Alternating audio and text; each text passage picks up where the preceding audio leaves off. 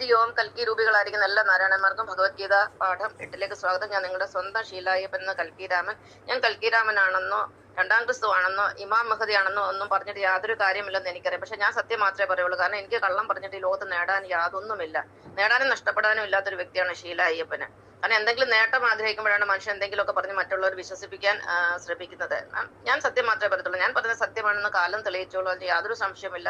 കഴിഞ്ഞ 19 വർഷമായിട്ട് ഞാൻ മനസ്സിലാക്കിയിരിക്കുന്നത്, എനിക്ക് ഭഗവാൻ കാണിച്ചു തന്നെ ഞാൻ കൽക്കിയാണെന്ന്. അതിന്റെ അർത്ഥം എല്ലാവരും കൽക്കിയാണെന്ന്. കാരണം ചോറ് വെന്തോ എന്നറിയാൻ ഒരു ചോറെടുത്ത് നോക്കിയാൽ മതി, അത് വെന്തോന്ന് അറിഞ്ഞാൽ എല്ലാ ചോറുകളും വെന്തോ എന്നാണ് അർത്ഥം. അപ്പൊ ഞാൻ കൽക്കിയാണെങ്കിൽ സകല മനുഷ്യരും കൽക്കികളാണ്. പക്ഷെ അവരെ തിരിച്ചറിയുന്നില്ല, കാരണം അവർക്ക് അതിന്റെ ആവശ്യം വരുന്നില്ല.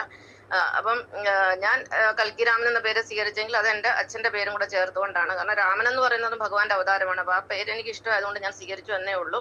അപ്പൊ നമ്മുടെ ഉള്ളില് പ്രാണനായി നമ്മളെ ജീവനെ ധരിച്ചുകൊണ്ടിരിക്കുന്ന ആ സുപ്രീം പവറാണ് ഭഗവാൻ നാരായണ. ഭഗവാൻ നാരായണനെ പോലും മനുഷ്യൻ അറിയുന്നില്ലല്ലോ.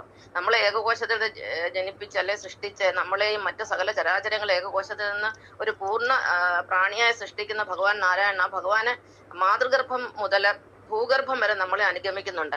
ആ ഭഗവാനെ പോലും തിരിച്ചറിയാത്തവർ എങ്ങനെയാണ് മറ്റൊരു ആളിലിരിക്കുന്ന ഭഗവാനെ തിരിച്ചറിയുക? അത് നമ്മൾ സ്വയം തിരിച്ചറിയുക, എന്നാൽ നമുക്ക് മറ്റുള്ളവരെല്ലാം തിരിച്ചറിയാൻ സാധിക്കുന്നതാണ്.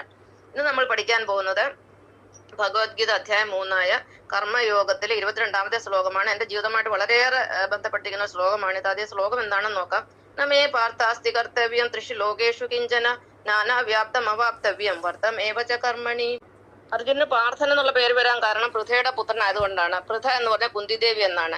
ഭഗവാൻ ശ്രീകൃഷ്ണൻ അർജുനോട് പറയണം, പൃഥാപുത്രനായ അർജുന, 3 ലോകങ്ങളിലും എനിക്ക് ചെയ്യപ്പെടേണ്ടതായിട്ട് ഒന്നും തന്നെ ഇല്ല. 3 ലോകങ്ങൾ എന്ന് ഭഗവാൻ ഉദ്ദേശിക്കുന്ന ഭൂമി, സ്വർഗം, പാതാളം. 3 ലോകങ്ങളിലും ഭഗവാൻ യാതൊന്നും നേടാനില്ല. കിട്ടാത്തതായും കിട്ടേണ്ടതായും യാതൊന്നും തന്നെ എനിക്കില്ല. ഭഗവാൻ പറയുന്നു, എനിക്കൊന്നും ഇനി കിട്ടാനുമില്ല, കിട്ടേണ്ടതായിട്ടും യാതൊന്നും തന്നെ ഇല്ല.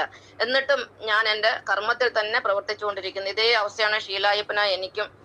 ഒരു 30 വയസ്സായി, അതായത് 1993 ആയപ്പോഴേക്കും നരകത്തിന്റെ അവസാനത്തെ പോയിന്റിൽ ഞാൻ എത്തിയൊരു വ്യക്തിയാണ്. പിന്നെ ഒരു 13 വർഷം കൊണ്ട് സ്വർഗത്തിന്റെ അവസാനത്തെ അല്ല, ആദ്യത്തെ പോയിന്റ് ഏറ്റവും ഉയരത്തിലെത്തി. സ്വർഗം എന്ന് പറഞ്ഞാൽ മുക്തി, മോക്ഷം എന്നിവയാണ്. അതായത് നമ്മളുടെ ജീവിതത്തിലെ എല്ലാ പ്രശ്നങ്ങളും തീർന്ന് ശാന്തി, സമാധാനവും ബ്രഹ്മാനന്ദവും അനുഭവിക്കുന്ന അവസ്ഥയാണ്. അവിടെ നമുക്ക് ബന്ധങ്ങളില്ല, ബന്ധനങ്ങളില്ല. നമ്മളൊരു പഞ്ഞിക്കെട്ട് പോലെ പറക്കുന്ന ഒരു അവസ്ഥയാണ്. അവിടെ നമുക്ക് രോഗങ്ങളെ ഇല്ല. നമുക്ക് രോഗങ്ങളെ കുറിച്ച് യാതൊന്നിനെ കുറിച്ച് ചിന്തയില്ല. ഈ ഭൂമിയിൽ എന്തൊക്കെ നടന്നാലും നമ്മൾ അതിനെപ്പറ്റി യാതൊരു ചിന്തയുമില്ല. നമ്മൾ പരിപൂർണ്ണ സ്വാതന്ത്ര്യത്തോടും കഴിയുന്ന ഒരു അവസ്ഥയാണ്. അല്ലെങ്കിൽ ഷീലായ്യപ്പന് നേടാനും ഒന്നുമില്ല, നഷ്ടപ്പെടാനും ഒന്നുമില്ല. എല്ലാം നഷ്ടപ്പെട്ട ഒരാളാണ്. അതുപോലെ തന്നെ എല്ലാം നേടിയെന്ന് പറഞ്ഞാൽ സ്വർഗം വരെ നേടിയ ഒരാളാണ്. ഇനി പിന്നെ നമുക്ക് എന്താണ് നേടാൻ ബാക്കിയുള്ളത്? എന്നിട്ട് ഞാൻ ഈ പ്രായത്തിൽ 63ാമത്തെ വയസ്സിൽ ഞാൻ ഇപ്പോഴും എന്റെ കർമ്മം ചെയ്തുകൊണ്ടേയിരിക്കുന്നു. കാരണം എനിക്ക് ആഹാരം, വസ്ത്രം, പാർപ്പിടം ഇതെല്ലാം ആവശ്യമാണ്. അതിന് കാശ് കൂടിയേ തീരൂ. അതുകൊണ്ട് ഞാൻ എന്റെ കർമ്മം ചെയ്തുകൊണ്ടേയിരിക്കുന്നു. നന്ദി.